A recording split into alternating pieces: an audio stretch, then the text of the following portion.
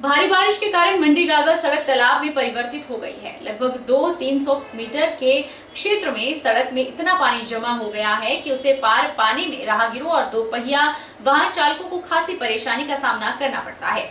यहाँ ड्रेनेज न बने होने के कारण यह समस्या पेश आ रही है। ग्रामीणों का कहना है कि विभाग जमीन का मुआवजा दे और ड्रेनेज बनाए।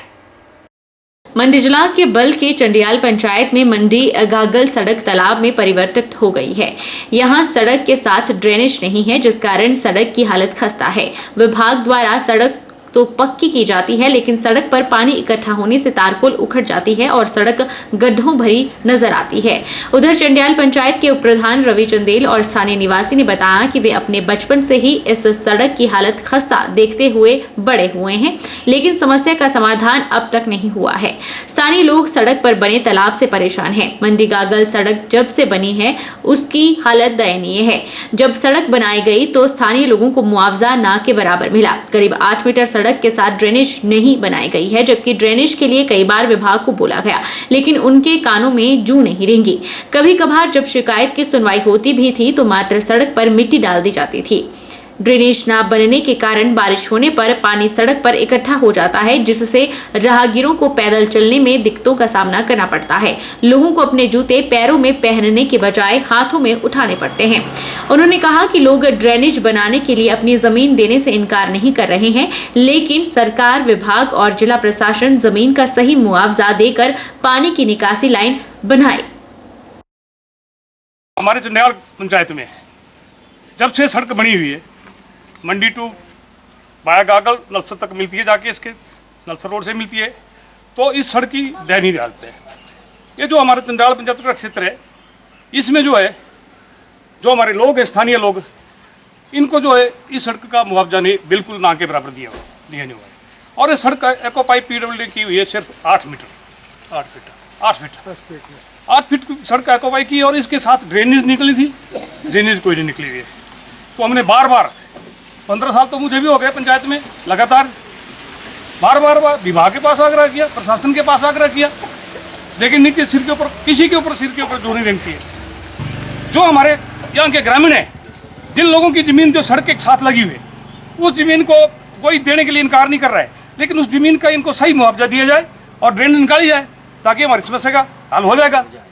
इसके बाद हमारे यहाँ से बच्चे चलते हैं, पैदल स्कूल जाते हैं, छोटे छोटे बच्चे जाते हैं, 2 पहिया बांध जाते हैं, कोई लोग जाते हैं, हमें तो जूते हाथ में लेके और पजामा कंधे पर करके यहाँ से गुजरना पड़ता है। साथ में तो यहाँ तो बिल्कुल बुरी हालत है, यहाँ तो चलना मुश्किल है। जूते तो हम पैर में पहन नहीं सकते, और पैरों में भी कहीं चोटें आई। अभी थोड़ी देर पहले आपके आने से पहले एक बेचारा कबाड़ी वाला था, यहाँ पीछे गिर गया और सारे कपड़े सामान सारा बर्बाद हो गया उसका। तो मैं चाहूँगा सरकार से इसका समाधान फटाफट किया जाए। हमारी डिमांड सरकार और विभाग से सिर्फ इतनी है, रोड के साथ जिन लोगों की ज़मीन है उनको उस ज़मीन का मुआवजा दिया जाए और उसको एक्वापाई किया जाए, और उसके साथ ड्रेन बनाई जाए, ताकि हम सुचारू रूप से इस रोड के ऊपर चलना शुरू कर दें, और ये पानी की समस्या ड्रेन बनाने से सारी की सारी हल हो जा सकती है। मास्टर दीपू के घर से लेकर मगरू नाला फ्लोर मिल तक जो है, ये रोड का टूटना, बार पानी का खड़ा होना, इसका कारण एक ही है कि इस ज़मीन में जो है नालियाँ नहीं बनी अभी तक, और सड़क हमने बचपन से 65 से लेकर आज तक देखते आए हैं। और इसका निदान करने के लिए हमारी सरकार से, प्रशासन से विनती है, रिक्वेस्ट है कि इसका जल्दी से जल्दी नाली बनाई जाए, ताकि इस समस्या का हल निकल सके और स्थानीय जनता को सुविधा प्राप्त हो सके। पिछले कई सालों से, जब से हमारा बचपन शुरू हुआ है, तब से हम इस रोड की यही दयनीय हालत देख रहे हैं और सफ़र कर रहे हैं हम लोग कीचड़ में। और अब तो हमारे भी आगे को बच्चे पैदा हो गए हैं जिनको भी इतनी दिक्कत हो रही है, और कई लोग इस रोड में रोज़ गिरते हैं, कीचड़ से सारे खराब हो जाते हैं और कई दिक्कतें हो रही हैं। और इस रोड में ड्रेनेज प्रॉपर ना होने की वजह से हमारी फसलें भी खराब हो रही हैं। जो पानी नालों में आता है वो हमारी फसलों में चला जाता है। अगर यहाँ प्रॉपर ड्रेनेज सिस्टम बनेगा तो उससे हमारी फसलें भी बचेंगी और हमारा रोड भी सही होगा।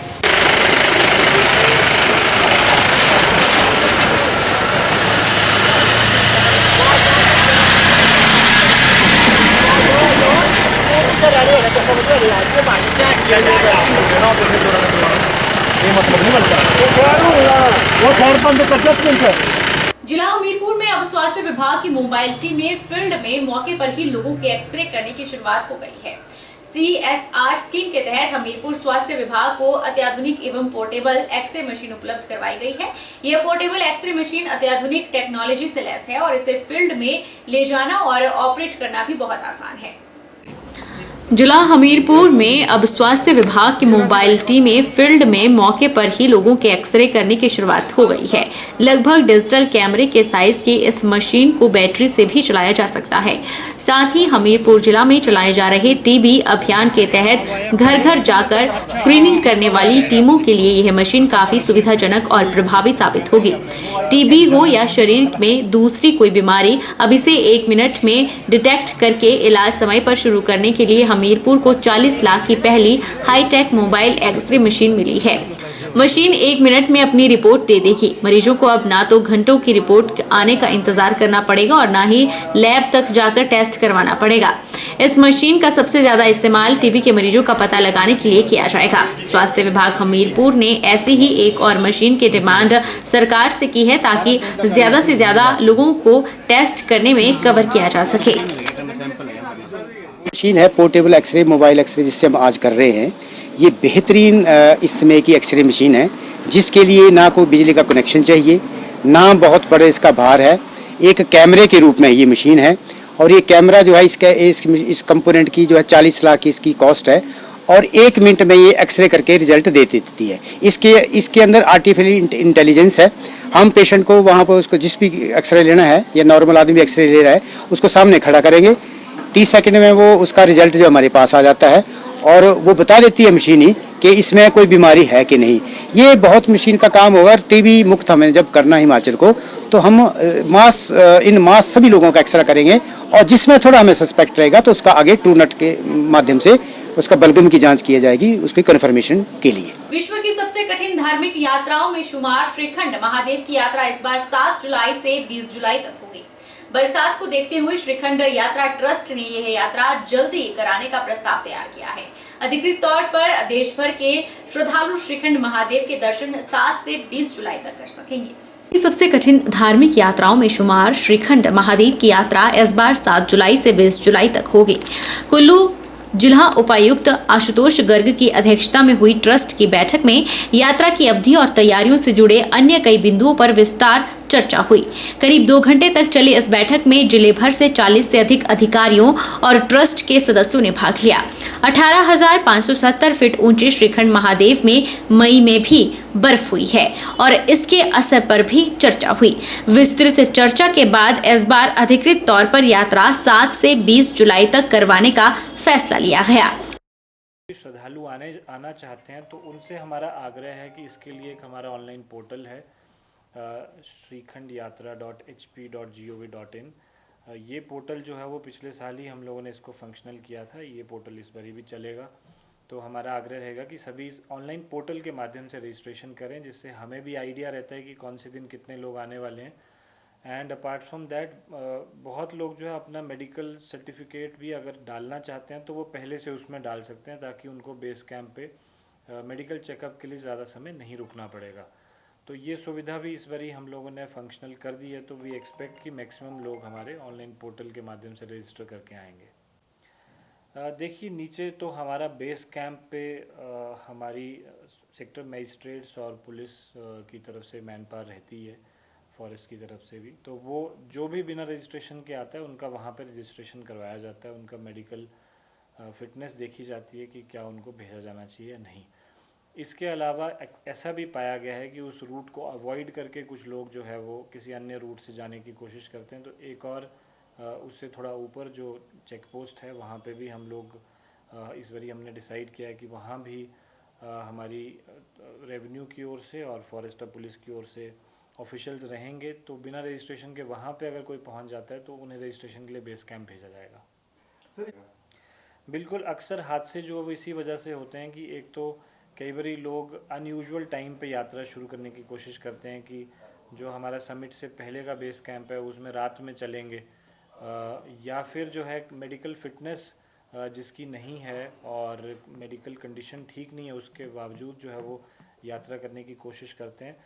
तो इसके लिए एक तो हर एक बेस कैंप पे और प्लस एट द टॉप जो समिट कैंप है उस पे हम इंश्योर करेंगे कि जो सुबह होने से पहले और एक स्पेसिफिक टाइम जिसके बाद विजिबिलिटी ठीक होती है उससे पहले हम किसी को ना अलाउ करें। दूसरा ये भी इंश्योर किया जाएगा कि मेडिकल फिटनेस जिनके पास है वही लोग यात्रा में जाएं। और तीसरा कई बारी जो है वो हमारे ये भी देखने में आया है कि कुछ लोग जो है वो कॉन्ट्राबैंड या नशीले पदार्थों का सेवन करने की कोशिश करते हैं, उसके बाद वहाँ पे जाते हैं। तो इन सब को भी रोकने के लिए प्रॉपर तरीके से हर जगह पे चेकिंग करी जाएगी और ये इंश्योर किया जाएगा कि इस तरह इन वजहों से जो है कोई हादसा ना हो। बिजली महादेव मंदिर प्रबंधक कमेटी ने सशर्त बिजली महादेव के लिए रोपवे निर्माण को लेकर उपायुक्त कुल्लू को ज्ञापन सौंपा है। मुख्य संसदीय सचिव सुंदर सिंह ठाकुर भी इस दौरान उपस्थित रहे। कमेटी ने ज्ञापन के माध्यम से उपायुक्त से आग्रह किया है कि बिजली महादेव रोपवे का निर्माण बिजली महादेव परिसर से उचित दूरी पर किया जाए। बिजली महादेव मंदिर प्रबंधन कमेटी मथान के एक प्रतिनिधिमंडल ने बिजली महादेव रोपवे निर्माण को लेकर उपायुक्त कुल्लू आशुतोष गर्ग को एक ज्ञापन सौंपा। इस दौरान सीपीएस सुंदर सिंह ठाकुर भी मौजूद रहे। इस दौरान उन्होंने आग्रह किया कि अगर प्रशासन शर्तों को पूरा करता है तो मंदिर प्रबंधक कमेटी को रोपवे निर्माण में कोई आपत्ति नहीं है। बिजली महादेव प्रबंधक कमेटी ने ज्ञापन के माध्यम से उपायुक्त से आग्रह किया है कि बिजली महादेव रोपवे का निर्माण बिजली महादेव परिसर से उचित दूरी पर किया जाए। उन्होंने सरोवर से रोपवे की उचित दूरी बनाए रखने को कहा है। कमेटी ने मोहल से बिजली महादेव तक जब भी देवता साहिब का रथ रोपवे के नीचे से गुजरे तो उस दौरान रोपवे का संचालन कुछ समय के लिए बंद करने को भी कहा। मंदिर से संबंधित कोई जरूरी सामान ऊपर नीचे लाने या ले जाने में रोपवे प्रबंधन को किसी भी प्रकार का किराया नहीं वसूलेगा और निःशुल्क लाने और ले जाने में सहायता करनी होगी। बिजली महादेव प्रबंधन कमेटी ने मंदिर परिसर के आसपास के क्षेत्र में रोपवे कंपनी की तरफ से उचित सफाई व्यवस्था का प्रबंध सुनिश्चित करने को भी कहा है। और एक रिकॉर्ड टाइम में 7 दिनों में इसमें फॉरेस्ट क्लियरेंस हो रही है और उसके साथ में जो हमारे प्रशासन ने national highway logistic management limited उन्होंने जो किया है, लेकिन जो देवता कमेटी है उनकी भी बातें जायज़ है। रोजगार की मांग कर रहे हैं, बिल्कुल हिमाचलियों को जो है जहाँ तक संपूर्ण रोजगार हिमाचलियों को मिलने चाहिए, क्षेत्र के लोगों को मिलने चाहिए, खराड़ और पीणी फाटी के लोगों को मिलने चाहिए, कोठी काइस को मिलने चाहिए जिनका पहला अधिकार है। उसके साथ में जो देवता कमेटी का जो सामान जाए, जो कार करिंदे हैं उनमें जो है उनको निःशुल्क वो ऊपर सामान ले जाने की देवता का वो उन्होंने मांग की है, बिल्कुल उस पर गौर होना चाहिए। और बाकी जो जब देवता परिक्रमा पे निकले तो पूरा रोपवे का जो उस दौरान वहाँ पे कोई मूवमेंट नहीं होनी चाहिए, ये बिल्कुल जायज़ मांग है, देव परंपरा है, उसको भी हम बिल्कुल मानते हैं। ऐसे में उन्होंने बहुत जो भी काफ़ी मांगे उपायुक्त महोदय के पास रखी है, मैंने तो अभी ज़्यादा नहीं देखी। ज्वालामुखी मंदिर से लगभग 2 किलोमीटर दूर पहाड़ी पर स्थित प्राचीन गायत्री माता मंदिर में गंगा दशमी की उत्सव सभी पुजारी और स्थानीय लोगों ने मिलकर धूमधाम के साथ मनाया। पुजारी अभिनव शर्मा ने बताया कि यह उत्सव सदियों से हमारे पूर्वज के द्वारा किया जाता था। हर साल यह दिन ज्वालामुखी निवासी माता गायत्री की कृपा से बड़ी हर्षोल्लास से मनाया जाता है। ज्वाला माई की जय, गायत्री माई की जय, धर्म की जय हो, धर्म की जय हो, अधर्म का नाश हो, अधर्म का। मंडी जिला के जोगिंदरनगर में रंगड़ों के हमलों का सिलसिला थमने का नाम नहीं ले रहा है। लड़भड़ोल, चौंतरा, कोलंग के बाद अब राजकीय माध्यमिक पाठशाला कमेहड़ में 7 स्कूली बच्चों समेत 8 लोग गंभीर रूप से घायल हुए हैं, जिन्हें नागरिक अस्पताल जोगिंदरनगर में उपचार के लिए दाखिल करना पड़ा। वहीं स्कूल में मौजूद 10 विद्यार्थियों ने भागकर अपनी जान बचाई। महिला कर्मचारी की हालत नाजुक बनी हुई है। मंडी जिला के जोगिंदरनगर में रंगड़ों के हमलों का सिलसिला थमने का नाम नहीं ले रहा है। मंगलवार करीब 12:30 बजे जब विद्यार्थी दोपहर के भोजन के लिए कक्षा के बाहर निकले, तभी रंगड़ों के एक झुंड ने विद्यार्थियों पर हमला बोल दिया। इसमें 7 स्कूली विद्यार्थियों समेत खाना बनाने वाली महिला कर्मी भी घायल हो गई, जिन्हें 108 एम्बुलेंस के माध्यम से स्थानीय अस्पताल में उपचार के लिए लाया गया। स्कूल में मौजूद 10 विद्यार्थियों ने भागकर अपनी जान बचाई। वहीं महिला कर्मचारी की हालत नाजुक बनी हुई है। बहरहाल बुलेटिन में इतना ही। आप देखते रहिए HP 24/7।